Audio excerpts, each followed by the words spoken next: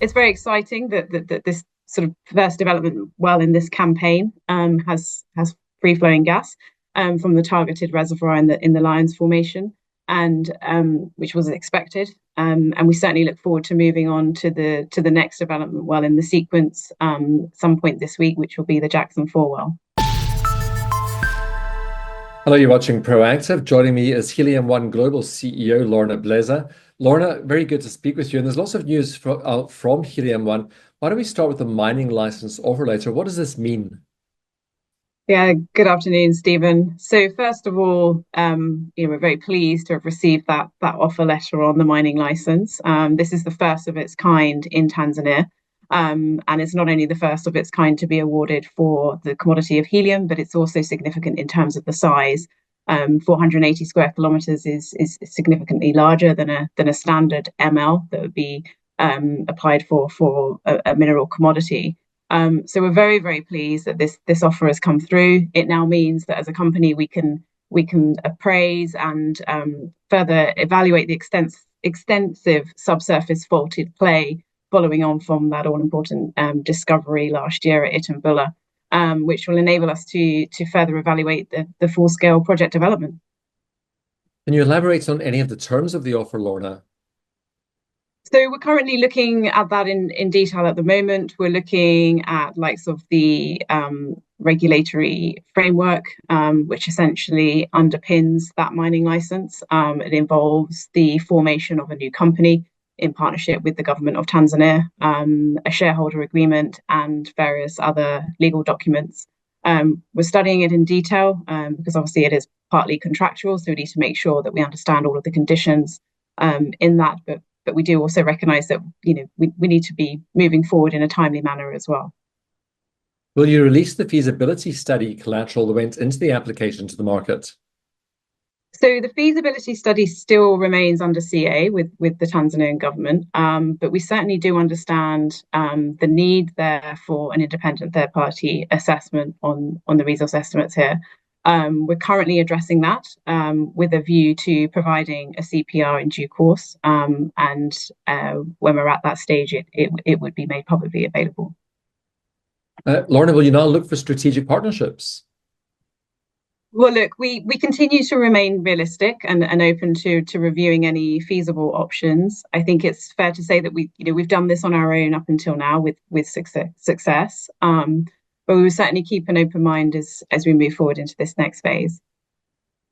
Moving on to the Jackson 31 well in Colorado, can you explain what it all means that the well flowed naturally and you have confirmed free gas? Why is this all good news? Yeah, I think it's an important distinction. I mean, and this project hit there in Colorado is a very different geological play to what we have in Tanzania. It is free gas. It's already proven in the offset wells, including the first development well that Blue Star drilled at State 16.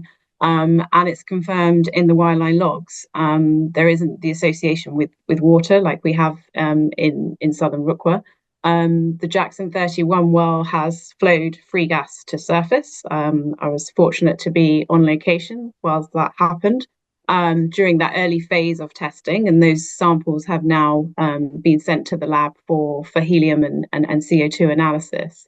So it's very exciting that this sort of first development well in this campaign has free flowing gas from the targeted reservoir in the Lions Formation, and which was expected. And we certainly look forward to moving on to the next development well in the sequence some point this week, which will be the Jackson 4 well.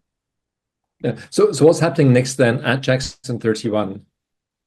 At the moment, the rig is moving off location. That's moving to Jackson 4, as mentioned. However, the wellhead configuration at Jackson 31 has been such that it's been configured so that we can do further well testing. That will be rigless testing over this next week or so. The purpose of that is so that we can measure flow rates and obtain additional gas samples as the well cleans up. So the current view at the moment is that Jackson 31 will become a producer, will become a production well and completed for tie-in to the production facilities long term. When will you be drilling the next wells, Lorna?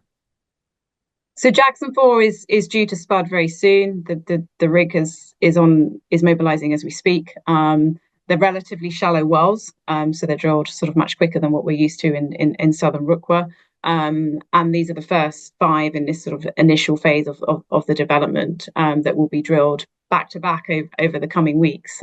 So really, we can expect plenty of news flow out of the US. What does this mean for the production timeline? So Blue Star is still on track for production before the end of the first half of this year. The IACX processing plant has already been designed for this project, but obviously the ongoing engineering work will continue as these new development wells come in. So Lorna, what's next for Helium One? Well, I believe that what we have achieved and delivered in the last 18 months has been impressive. We have purchased a drilling rig, drilled 2 wells in Tanzania, made a helium discovery, undertaken a successful extended well test, completed a feasibility study, filed a mining license application, successfully diversified our portfolio geographically and geologically over into the US for a near-term helium producing asset, and also commenced the drilling of the development campaign there. So I think it's fair to say at the moment we've got a lot to be getting on with, but as ever, we always remain opportunistic. I hope you'll keep us appraised on both of those projects. Lorna, thank you very much for the update today. You're welcome, Stephen. Thank you for your time. That's Helium One Global CEO Lorna Blazer.